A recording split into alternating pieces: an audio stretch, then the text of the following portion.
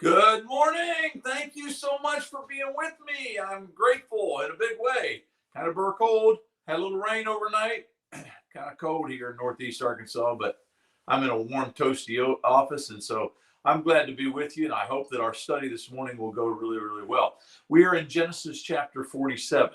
And that means that we're just shy of finishing this marvelous book. And so, what is there, 50 chapters, I believe? And so, I'm thrilled that you've been with me on this journey. If you've not been able to have the entire journey, go back in the feed and see all the recordings. But we're in chapter 47, another really good chapter. Thank you again for being with me. Well, let's just see if we can get started here. And I got a feeling that my remote, it seems like it takes a jump start every time I get started. So let's just see. Hey, it did it. Huh. All right, here are your 10 questions. If you are part of the School of Biblical Studies, there you go. Take a screenshot of that or pause the recording if you're watching it as a recording later on. And those are what we hope to cover. All right, as we move into, again, a review of the various picture clues that Gabriel provides, and I think it's just really, really good idea.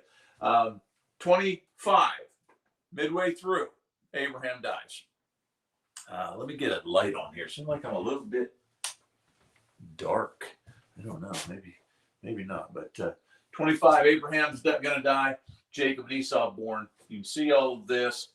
Jacob's going to get married, and that's going to be a pretty big deal. Going to have 2 wives, as you remember, 11 sons. Then as we move into 31, he's going to have to flee, to go back home, a little concerned about meeting up with his older brother. Along the way, remember that story, he's going to reunite with Esau, and it's going to be better than he expected. Then there's that really difficult chapter for parents to have to deal with, but it's in the Bible, and so we ought to, in 34. Then here we're going to find that Jacob is going to go to Bethel, house of God. There, Isaac and Rachel are going to die. Now, hang on to this, because remember, Jacob is going to take us all the way almost to the end of the process here. But Jacob's name is going to be changed to Israel. In 36, this is a really important chapter because Esau's going to basically get an entire chapter dedicated to him. There are a lot of folks who believe that when you get to Romans chapter 9 and it says that Jacob God loved and Esau God hated, that phraseology God hated means that he was a wretched man, God didn't like him, and blah, blah, blah. And yet we find this entire chapter dedicated to how Esau was blessed by God.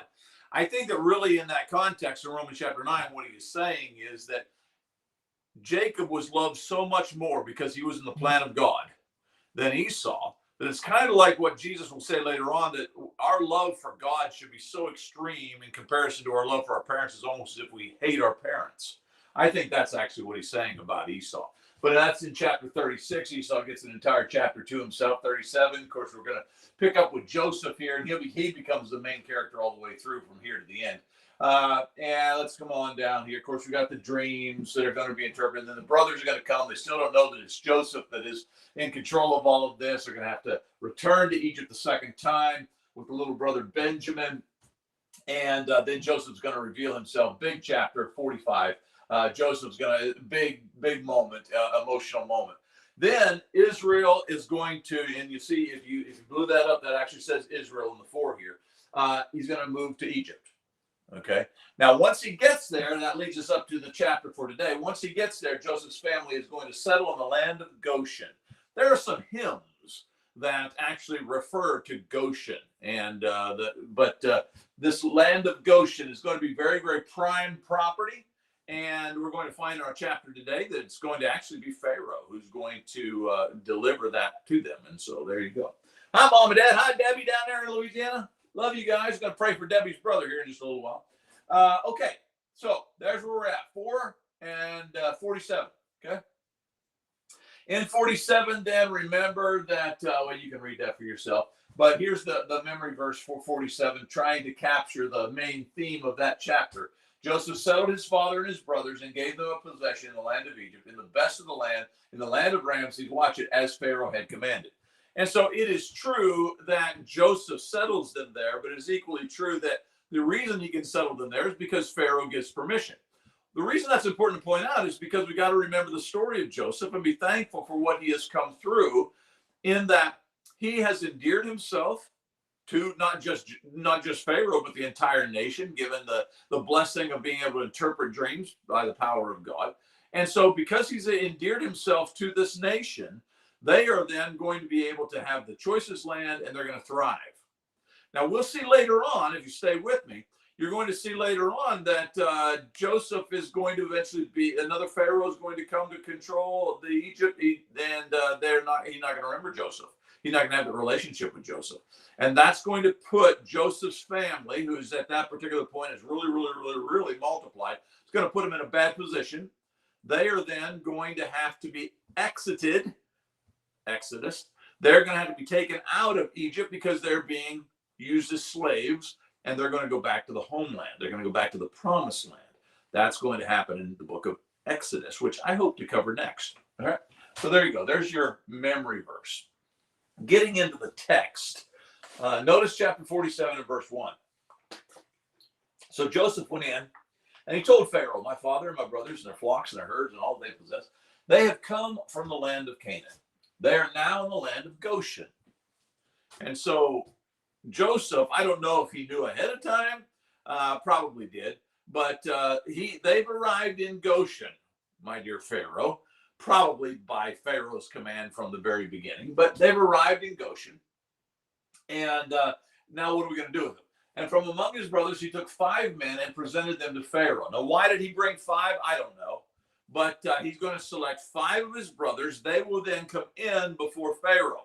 One thing to remember, I think it was from last chapter, is that you might recall that the Egyptians kind of looked down on shepherds and herdsmen and that kind of thing. All right. And so that might have something to do with the reason we only took 5. I don't know. But he says he takes 5. And I think that's one of your questions. Pharaoh said to the brothers, what is your occupation? They said to Pharaoh, your servants are shepherds as our fathers were. And so we come from a long line of shepherds. They said to Pharaoh, we have come to sojourn in the land, for there is no pasture for your servants, flocks, for the famine is severe in the land of Canaan. And now please let your servants dwell in the land of Goshen. And so they're going to make this formal request to Pharaoh, can we dwell in the land of Goshen? Then Pharaoh is going to say to Joseph, your father and your brothers have come to you. The land of Egypt is open before you. So, basically, you got my blessing. Settle your father and your brothers in the best of the land. Let them settle in the land of Goshen. And if you know any able men among them, put them in charge of my livestock. That's really interesting. So you've got Pharaoh acknowledging that evidently Goshen is the best of the land. And does that mean it's absolutely prime property in all regards? Probably not. It might mean that it's just simply prime property with regards to livestock and that kind of thing. I don't know. But whatever it is, it really is valuable, especially in the heart of Pharaoh. And Pharaoh's going to say, let them have that land. And then he's going to say, and I'm happy to have any of your folks who know how to take care of livestock. They can take care of mine. So this is a really big moment of compliment that is being had. Joseph and his family are being blessed. And again, they're being blessed, not because of Jacob and certainly not because of the brothers who sold him into slavery. They're being blessed because of Joseph and his diligence and his dedication to God Almighty. And so God has been with them through this entire thing, which again, remember, as we see this, God promised that he was going to bring about a lineage. He's going to bring about a line of descendants that would eventually bring the Messiah. Thus far, we've had Abraham. Abraham has Isaac. Isaac has Jacob. Jacob has Joseph. Okay, and so you can kind of see how this is playing out with regards to the blessing. Now, Jesus doesn't come through the line of Joseph. That's kind of an interesting thought. But Joseph is used to make sure that the lineage of Jesus is preserved. And so Joseph is a huge important character in our Bible study. Then Joseph brought in Jacob, his father, and stood him before Pharaoh, and Jacob blessed Pharaoh. I read that as I was studying for this, and I thought, that is so odd. Remember, this is the supreme ruler, really, of the known world, in a sense. Okay? I mean, we're talking about Pharaoh. All right? But I want you to see who's blessing who here. It's kind of like some, I don't know, backwoods whatever fella who comes from, the mountains of Arkansas, and he comes into the White House, and he comes in before the president of the United States. And instead of the president of the United States blessing him, the backwoods fellow from the mountains of Arkansas says, "I bless you, President." You can see how the world is kind of upside down here, because that's the way God operates. All right. He doesn't operate by human standards. Massively important application for the church today. We are too caught up in judging by human degrees and human accolades and human. We got to get back to asking, what would God approve of? And if you get to that, it doesn't matter.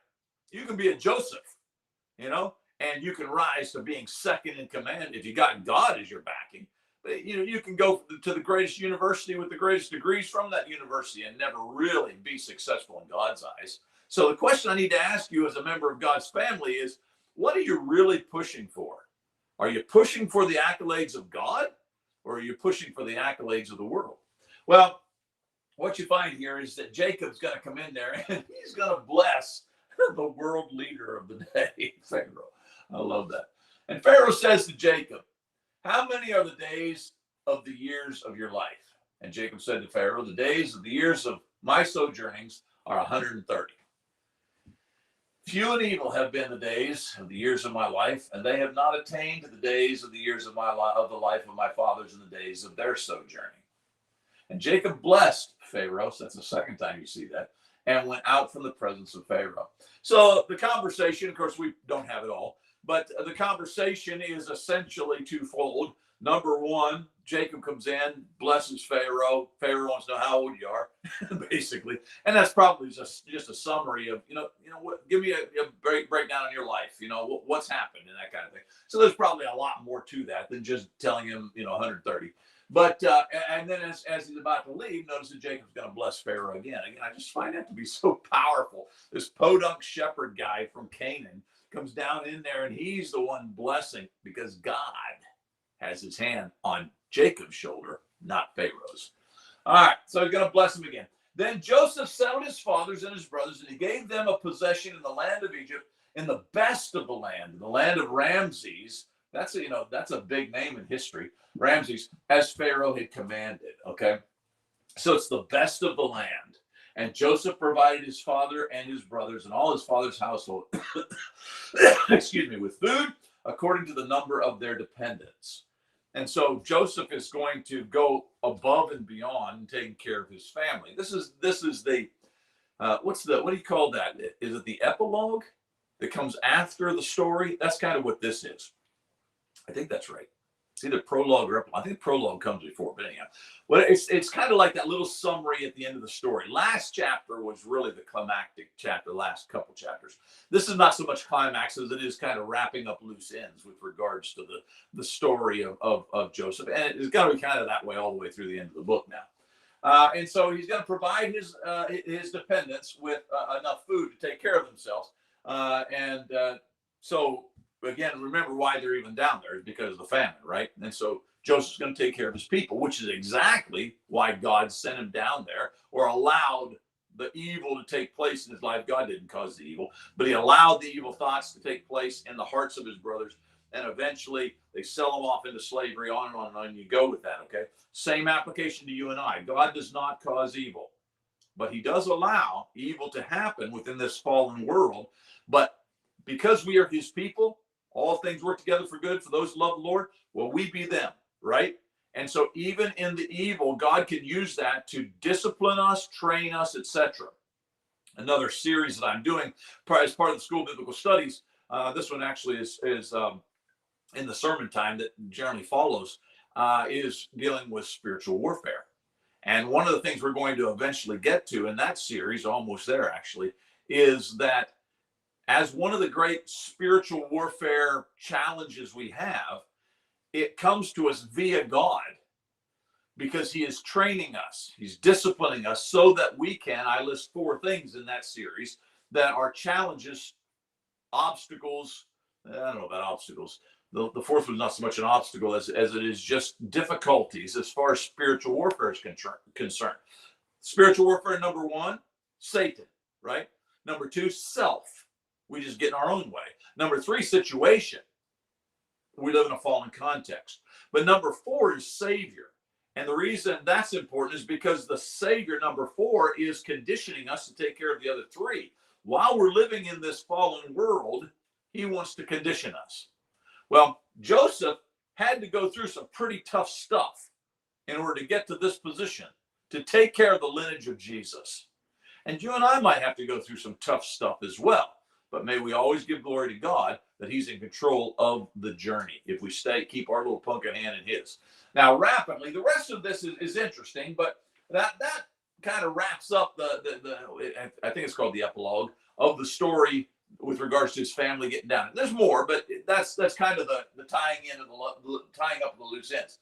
Now, there was no food in all the land. The famine was very severe, so the land of Egypt and the land of Canaan languished by reason of the famine.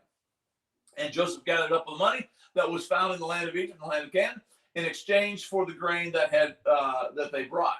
And Joseph brought the money into Pharaoh's house. And when the money was all spent in the land of Egypt and in the land of Canaan, and all the Egyptians came to Joseph and said, "Give us food. Why should we die before your eyes? For our money is gone." So let's pause for a moment. So what Joseph is going to do now is, remember, he stored up all that grain for this very time. God prepared that, right? Now he's going to sell the grain back to the people. In the process, Pharaoh's going to develop quite a little kitty of money there. He's going to have quite a bit. But now all the money's gone. And Joseph answered, "Give your livestock, and I will give you food in exchange for the livestock if your money is gone." All right, so now they're going to trade their livestock for food. So they brought the livestock to Joseph. Joseph gave them the food in exchange for the horses, the flocks, the herds, the donkeys. He supplied them with food in exchange for all their livestock that year. And when the year was ended, they came to him the following year, and they said to him, "We will not hide from my Lord that our money is all spent. The herds of our livestock are my Lord's. There is nothing left in the sight of my Lord but our bodies and our land. Why should we die before your eyes, both we and our land? Buy us and our land for food, and we with our land will be servants to Pharaoh. And give us seed that we may live and not die, and the land may not be desolate." And so you can see the brilliance in the plan of Joseph here with regards to what's happening. But I want you to notice that Pharaoh is going to be blessed in all of this in a massively huge way. Those who stand by God's man will receive great blessing. Those who oppose God's man will often receive great wrath from the Father. Pharaoh's not a righteous person. Now we were thankful that he gives Joseph's family the good land and all those, but he's a pagan, okay? But he is going to find security and blessing, at least physically speaking, because he blesses Joseph. And so you see what's going to happen at the end of this process, the famine. At the end of these 7 years of famine, with being without, the first is plenteous, the second is being without. After this is over, Pharaoh's basically going to own the land. He's got the money, he's got the livestock, and now he's got the people. All of which comes about because God is thankful that Pharaoh took care of his man.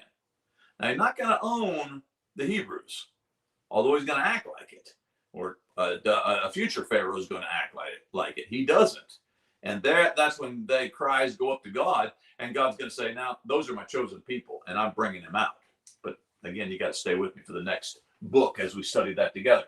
So Joseph bought all the land of Egypt for Pharaoh, for all the Egyptians sold their fields because the famine was so severe on them. The land became Pharaoh's, and as for the people, he made servants of them from one end of Egypt to the other. Only the land of the priests he did not buy. I think that's in your questions. For the priests had a fixed allowance from Pharaoh and lived on the allowance that Pharaoh gave them. Therefore, they did not sell their land.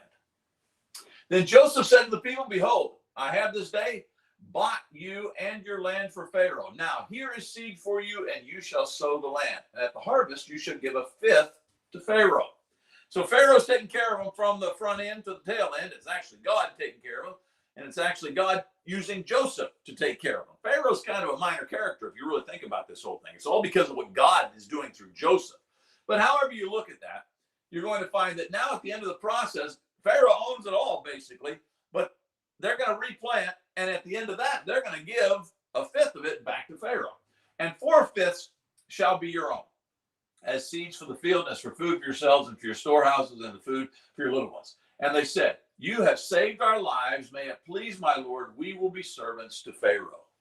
And so you notice their reaction. They recognize that it's true. Pharaoh has basically taken over the land, but it's also true that had he not, we'd all be dead. And so we're thankful. So Joseph made it a statute concerning the land of Egypt.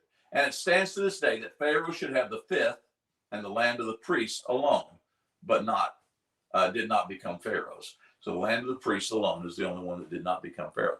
And that's kind of we won't go there. But as we get to a time in the distant future, as we go into the promised land, you're going to find that the tribe of Levi, which is the tribe of the priests, these are Pharaoh's priests. We're not talking about God's priests here.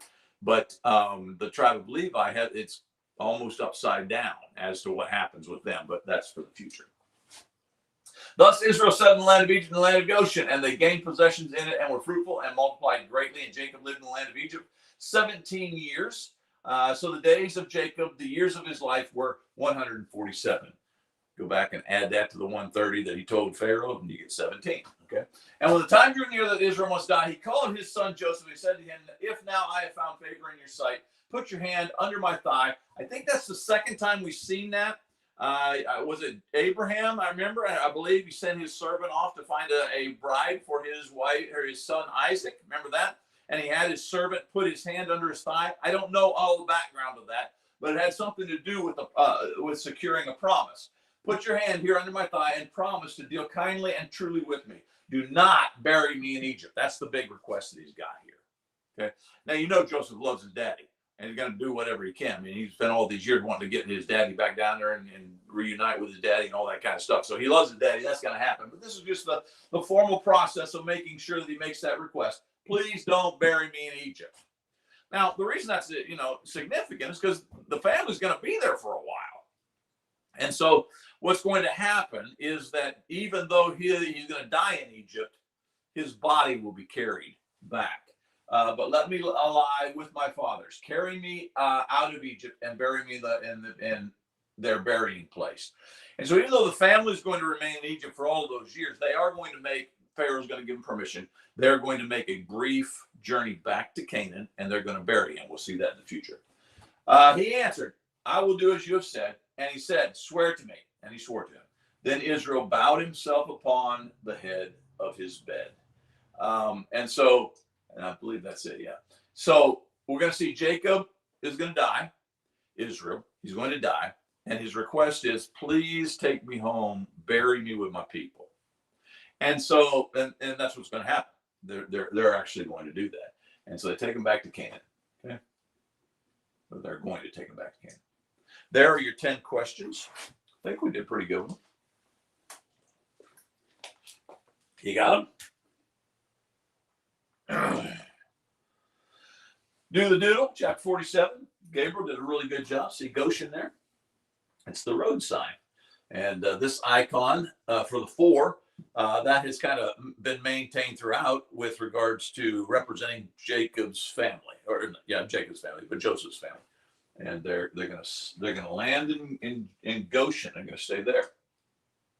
Time to pray. Now, before we get to this one, let me just mention what I've already mentioned. That is Debbie's brother. She commented in a text message just this morning that he's not in good health. Cancer has invaded his body, and that she's very concerned about that. Let's see. She just said, please pray for Jeff's brother Scott as well as his mom, Ann. Thank you. They're caring. I think the reason she's making that request because they're caring for Jeff. This is heavy on her heart. Debbie means the world to me. And if you would please keep that family in your prayers as they're dealing with a very, very difficult situation. And I know a lot of us, with regards to COVID and this crazy economy and the mandates coming down from the White House and on, we've all been suffering under a lot. But when you have to add in things like Debbie is talking about here, boy, just, it just seemed like the sky is falling in on you.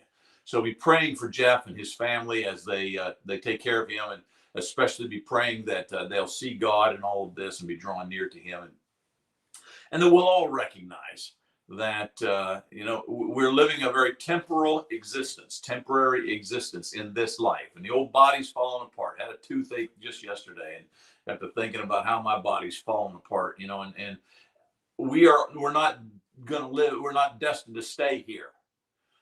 I think the challenge, if not the biggest challenge, certainly one of the biggest challenges for the life experience is that we're not supposed to stay here. We're not designed to stay here, but we are designed to prepare while we're here to go. And so it in a lot of ways, it is kind of the testing ground. It's the place that we gain spiritual muscle and endurance, and we look forward to being with the Savior. So, if you will, be praying for all those who are struggling and suffering physically and emotionally, those who are being persecuted for their faith, on you go. But specifically, Debbie asks that we will be in prayer for Jeff and his family as Jeff deals with this very difficult time in life. I also want to deal with this character. Of course, since it was the jury came back and they acquitted him on all counts, that he's not guilty of anything that was put before them. I've been amazed at what has taken place in our nation, especially among those who are, and I'm just going to say it, it seems like the color of one's skin trumps everything else in today's world. And if you're a white man who owns a gun, you are just assumed to be guilty. Now, I'm thankful that jury didn't just make those assumptions, but, and I'm not saying that he necessarily was justified in taking he wasn't justified in becoming the judge and jury of the lives of those men, except for the fact that they were the ones who were running him down and trying to take his life. And so this was done in self-defense. The jury believes that. But what I wanted you to see or understand is this. Remember who some of these people, all the ones that he took their lives, these were actually people with records. And I just find the liberals are constantly coming down on the side of the looters, the rioters, the murderers. And, and they're making heroes out of people who were abusers of their wives, and on you, and we put up shrines for these people. It just shows you how upside down our nation is. When a young man such as this, and I don't know his background, all I know is what I have read with regards to the circumstances, but when a young man such as this takes the courageous position that he is going to go and defend the innocent who are having their livelihoods uprooted and storefronts smashed and set fire, etc. When a young man like us does that, and then he is tried because he defended himself in the process, I think that we've got a real problem in our nation today as we deal with morality. Now, all of that said, if you know me well, you know that my biggest concern in this whole thing is what's going to come down the pike with regards to the Lord's church. If we are not allowed, thankfully this jury found it differently, and I'm so thankful for that, but if we are not allowed to defend ourselves and step up to defend our neighbors, we have lost some of the most basic rights that are ours in America today. And if I'm going to be held and convicted because I use what force I have at my disposal to defend my neighbor and his possessions, and then defend my own life, if I'm going to be found guilty for that, as so many across the nation want this guy to be found guilty for, if that's going to be the case, what's going to happen one day when your Christian neighbor needs you to stand beside him and defend him when various things, including possibly the government, is coming to take away his stuff? This is a very, very important case. Let's be praying for this young man. Let's certainly be praying for the family of those who lost their loved ones, lost their lives in this whole mess, that they will come to recognize God as well. But let's be praying for this. If you got other prayer requests, please go ahead and put them down right now, and we'll go ahead and comment, and we'll try to take care of those as well. But remember Debbie's brother, please. That's a big one. And remember this mess that we have going on in America. All right, let me get a drink real quick. And we'll go into Lord's Day Live. We are into our 9th installment with regards to spiritual warfare and training, and dealing with some difficult issues as we look at these 4 big challenges that come with regards to spiritual warfare. The first of which is Satan, then self, situation, and lastly, we'll deal with the Savior. Today, we're actually going to get into that third, which is situation. Here are the 5 questions that I have put together for you so that you can kind of test yourself. If you're part of the School of Biblical Studies, those are the questions that you'll get later on the week in the email. But we're into number 3, situation. Now, when I speak of situation, I'm, of course, talking about the context in which we live. We've already dealt with Satan, and we know that he can tempt us, and that's one of the big hurdles that we have to overcome in spiritual warfare. We've talked about self, and we know that that's a big hurdle because sometimes it's not Satan at all, or even his minions that are after us, as much as just that we have a failure of self-discipline to deal with temptations. And so we as people need to learn to man up, woman up, if you will. Hi, Janice, love you. Been praying for you down there in Louisiana. Situation that we're in, the situation, the context that's around about us will have a lot to say about our own spiritual well-being. As you go to Romans chapter 8, it's really important passage to deal with the concept of the context or the situation. For the creation was subjected to futility, not willingly, but because of him who subjected it, in hope that the creation itself will eventually be set free from its bondage of or to corruption. For we know that the whole creation has been groaning together in the pains of childbirth until now. It's a passage that really kind of gives us vivid descriptions of how God views our fallen world, the situation that we're in. And because of the fallen world, the situation that we're in, it is going to also contribute to some of our spiritual challenges. Had a earthquake here in Northeast Arkansas this week. And Cindy and I were sitting in our recliners, and we just kind of rumbled through the house, at 3 point something. And it was really interesting. I've been through a few of them, but I mean, just for a moment, you look at each other and say, what in the world? Earthquakes have come about because of the fallen context, the fallen situation. I'm convinced there weren't any earthquakes, tornadoes, hurricanes, etc. in the Garden of Eden. Okay, but because man sinned and continues to sin, we continue to facilitate the fallen context. And that fallen context that we find ourselves in, it becomes a big challenge to our spiritual well-being. Because you see people hurting, or you yourself, your house burns down, and you wonder what in the world.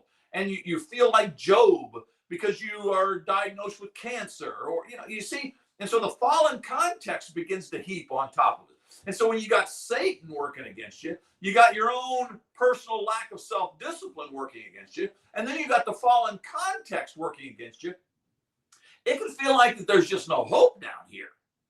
Well, now I want to deal with that fallen context. I want to point out a couple things. Watch it, that it says here, it refers to futility. The world, the context in which we live in, it's a futile world. It refers to it as a bondage situation, that this world in which we live, it's almost like we're in prison here. It's corrupted.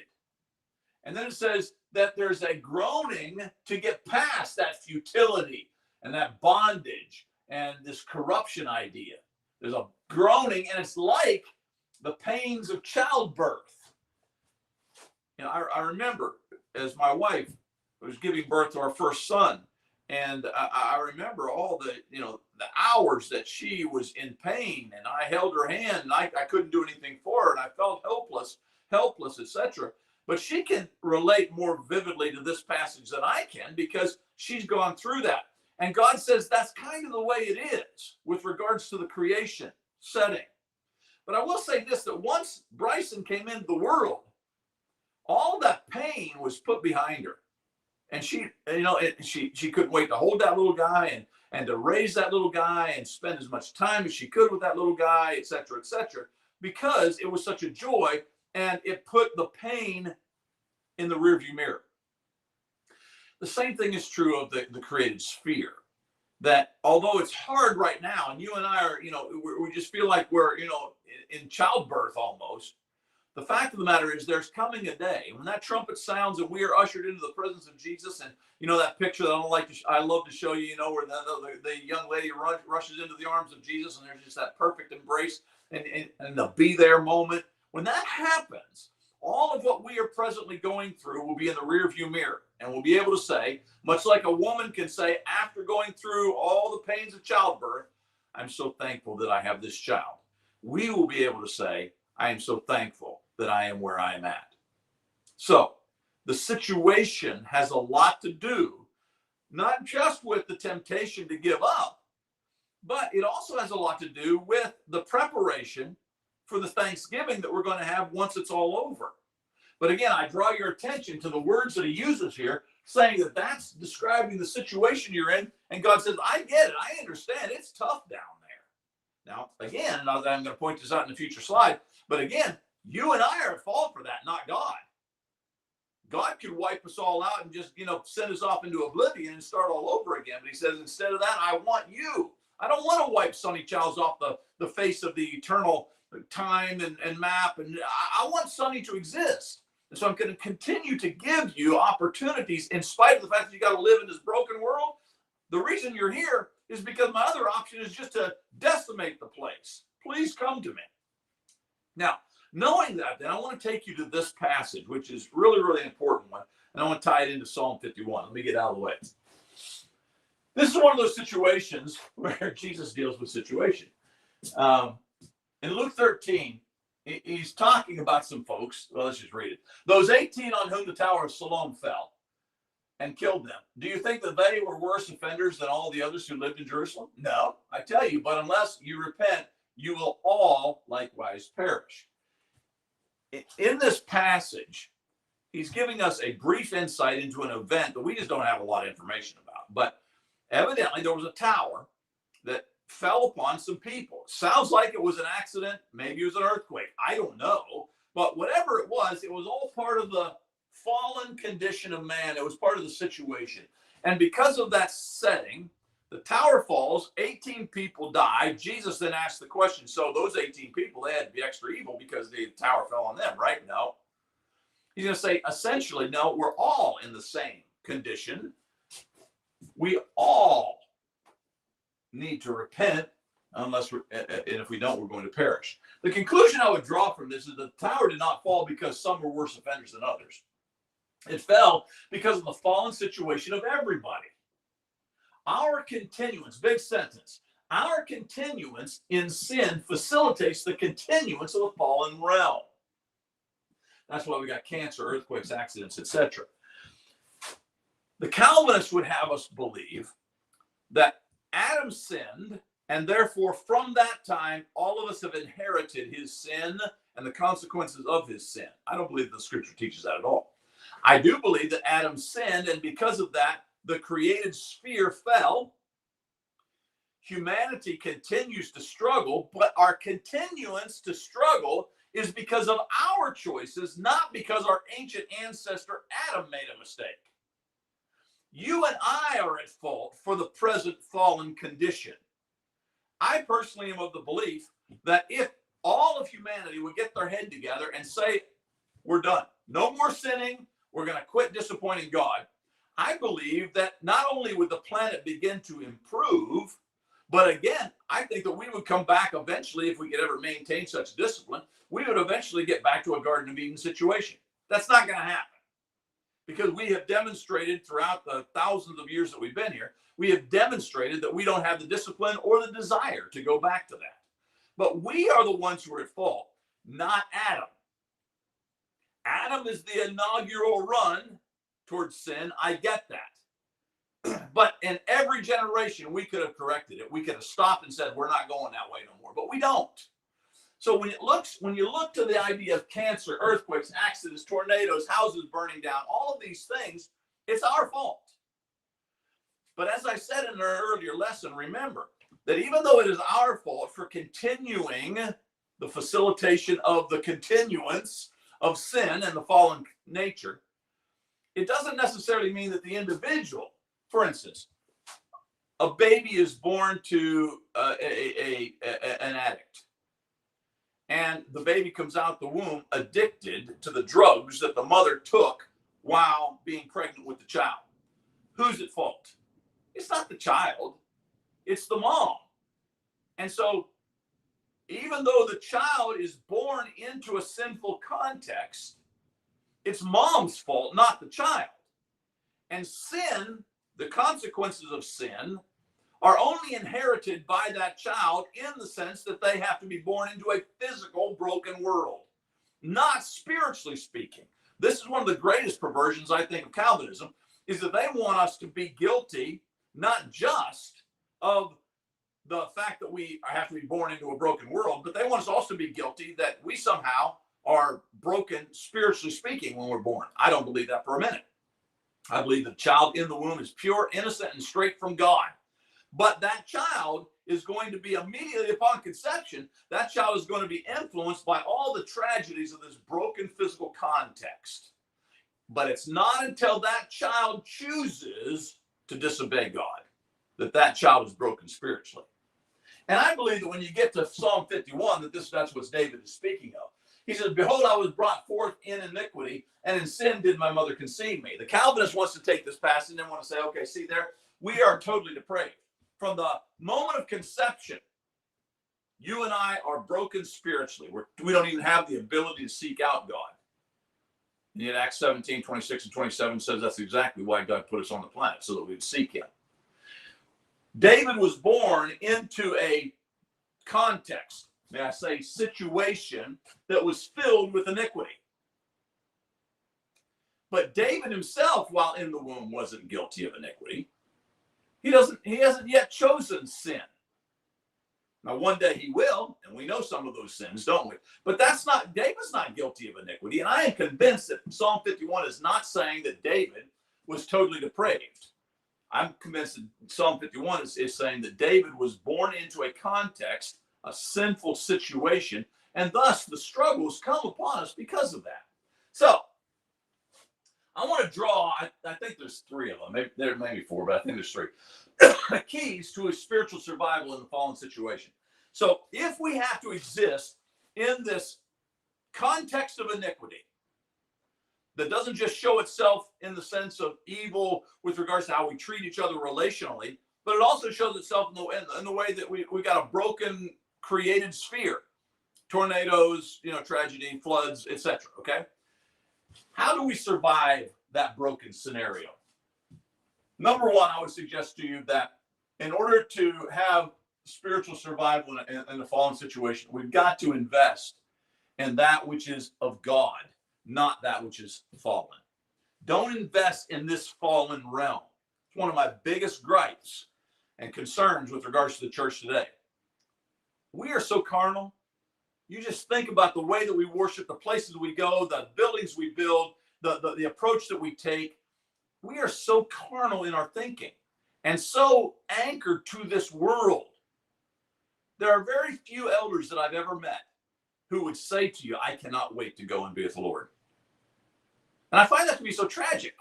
Of all people that ought to have their anchors pulled up from this wretched planet and be ready to go, it ought to be the elders. It ought to be the spiritual mature among us. And yet very few elders have I ever talked to who actually have that level of maturity where they actually speak regularly of how much they long to go home to be with God. It's because they've invested here. Jesus is going to say in Matthew 6, don't lay your treasures up here on earth, because that's where moth and rust destroy and where thieves break in and steal the situation. He said, don't do that. Lay up your treasures in heaven where neither moth, none of that. For where your treasure is, there your heart will be also. And this is the big application for the church today. We have got to have our expectations and our investments in heaven, not in this realm. But we have devoted ourselves so much to building buildings and gaining physical accolades and sending our children off to college so that they'll come home with the pats on the back or the little pieces of paper that say that the world says you are educated. We've invested so much of our time and energy as a church into that kind of thing that we have forgotten completely, it seems, most of us, that our desire should be to long to go to heaven, to long to go to be with God. And so the first thing I would lay on your heart, if you're going to overcome the broken scenario that we're living in present tense, don't invest in that which is broken, that which is fallen. Stop living for this world and live for the next. Number two, I would say that you need to invest. Don't invest in this fallen realm, but do invest in the goodness which tragedy can bring. That seems like an oddity, but my thoughts are these. If we got to live here anyhow, for the time being, we need to make the best of it. And to make the best of it means that we're going to have to depend upon God to turn some stuff that's really lousy and wretched into something that's worth having. And God says, I can do that. In fact, for my people, I'm happy to do that. That's exactly the promise in Romans chapter 8. And we know that for those who love God, all things work together for good, for those who are called according to his purpose. And so God can take that tragedy of a situation and he can turn it into something good. I think one of the greatest testimonies in life that I've ever heard with regard to spiritual maturity are people who at the other end of a tragedy can say, I needed that. God helped shape me, mold me, maybe bring me back to a more faithful situation. I needed to go through that. Man, when somebody can say that, it just, my respect level goes up 100 points for them. Because what they're saying is that I am not giving up on God. I recognize that I've got to live in a fallen situation. And sometimes those fallen situations that come upon me are the result of Satan. Sometimes it's my own lack of self-discipline. And sometimes it's just because I live in a broken world. It didn't have anything to do with me directly as far as a sin that I had committed at that particular moment. It happened because we live in a fallen world. But God's teaching me. He's molding me. He's making me. He's refining me. I'm building spiritual muscle. And when I come into his presence one day, I want to stand before him as somebody who deserves the well done, because I allowed him to mold me and make me in this present situation. So the second thing I would say to you is, if you're going to survive the fallen situation, invest in the goodness that can come because of the tragedy. Don't expect this world to give you that which is best. Expect that God will give you that which is best in spite of this world, or using this world to bring that about. Okay? Then number three, seek a maturity that truly wants God's will. This is as tough as any that is to be presented, but every day we should be praying. We should be fasting. We should be longing for a maturity in God that can actually say what Jesus would say in the garden, not my will, but yours be done. I want you to think about that statement briefly. Jesus did not want to go to the cross, okay? And so you can find yourself in a situation, I don't want to have to go through this period of suffering. I don't want to have cancer. I don't want to see my house burn down. I don't want to go through a hurricane. All of those, and it's okay to have those because Jesus had that. He didn't want to go to the cross. But when a person becomes truly spiritually mature, they are able to say, even though they can see on the horizon, it's going to hurt. It's going to be difficult to go through that valley.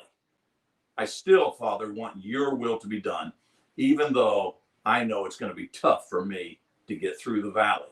Hold my hand as we walk it together. Seek that kind of maturity. If you can have that kind of maturity, imagine the security from the maturity that you can have in life. It's all about God, and I'm going to go to him eventually. And so I can suck it up, and I can deal with this right now, because ultimately I want God to rule. I want God to have what's best. And lastly, I would say with regards to this third one is just kind of think that through. You know it's true. God, you have always lived your best when God was in control. As far as having true serenity, at peace with life, it's always when God is in control, not you. And so if you can, not my will, because I screw things up. Even though I see the dark valley approaching, I don't want to go to the cross. I want your will to be done. If you can go there, then you're going to develop one of the most important keys to surviving the situation. And then number 4, you just simply need to ask for protection. If you're going to deal with a fallen, broken context, you need to ask for protection. I love this passage. Notice it says God is our refuge. He's our strength, a very present help in trouble. And because of that, we will not fear though the earth gives way, earthquakes. Though the mountains be moved into the heart of the sea, earthquakes. Though its waters roar and foam, though the mountains tremble, earthquakes, at its swelling. And so I can trust, even when the world is falling apart around about me, that's what he's saying. Even though the world is literally dissolving around about me, I trust in God because he's my refuge and he's my strength. The muscle to get through this moment of a fallen situation is God's. And I'm his. I made that clear. And I'm trying my best to stay within his grip, within his embrace. And so I trust in him that he's going to take care of it all. Let's go back here one more time as I end it. I feel it's really important that I conclude this well and not just rush right on into the last part of the time together. Be a person who does these 4 things. Number 1, invest not in what is fallen, but in what God has prepared for you to come. Look at yourself and look at the investments that you have. Look at the time, look at the energy. Crunch the numbers. How much of your security, your investment, is in this world, which is going to burn anyhow? Number 2, be sure to invest in the goodness that comes about so look forward. I'm not saying look forward in the sense that with glee, but I'm saying look beyond or forward. Look beyond, look forward so that you can see the goodness that will come from the tragedy that you're presently having to go through. And if it's not in this life, it certainly will be in the next. But so often, God, even in this life, will help us to turn that tragedy into something that is good. And then seek a maturity that truly wants God's will. That's a tough one. Pray for that. And then ask for protection that God will do that. Gabriel's been traveling back and forth to Memphis as he works with a missionary family. And so every Sunday afternoon, as he pedals towards Memphis, Cindy and I go to praying that God will take him there. And then when he comes back on Wednesday night late, that he'll come back safely, because I don't want the devil and his dominions, devil and his minions to have any control over my boy's life. I don't want him to mess up and to make bad decisions and have a lack of self-discipline. And I sure don't want this fallen context, the situation, the wickedness of this world to overtake him. And so as I pray for Gabriel, as he journeys, as he drives, as I pray for him, I pray for those 3 things, that God will please protect him and not allow Satan's self or the situation to overwhelm him. So ask for protection. If you felt that this lesson was worthwhile and it helped you, would you please consider praying for our family ministry? And if you're willing, would you consider making a donation so that we can continue? It keeps us alive, literally. And so if you join us PayPal and various other ways, or just send it to our address, but it would mean a lot if you'd help us as a family ministry. Lord's Supper. Today is the Lord's Day. And so may I say to you one last time, keep it simple, keep it innocent, and keep it meaningful. We need to stop and remember who Jesus is, why Jesus came, what he did for you and I. But sometimes our prepackaged corporate conveyor belt kind of communion services, they just don't cut it. He deserves so much, so much, so much more. Keep it simple. Keep it innocent. Keep it meaningful for the Lord. Thank you for being with me today. This is Sonny Chow saying, be there, please, be there. Matthew 16:26.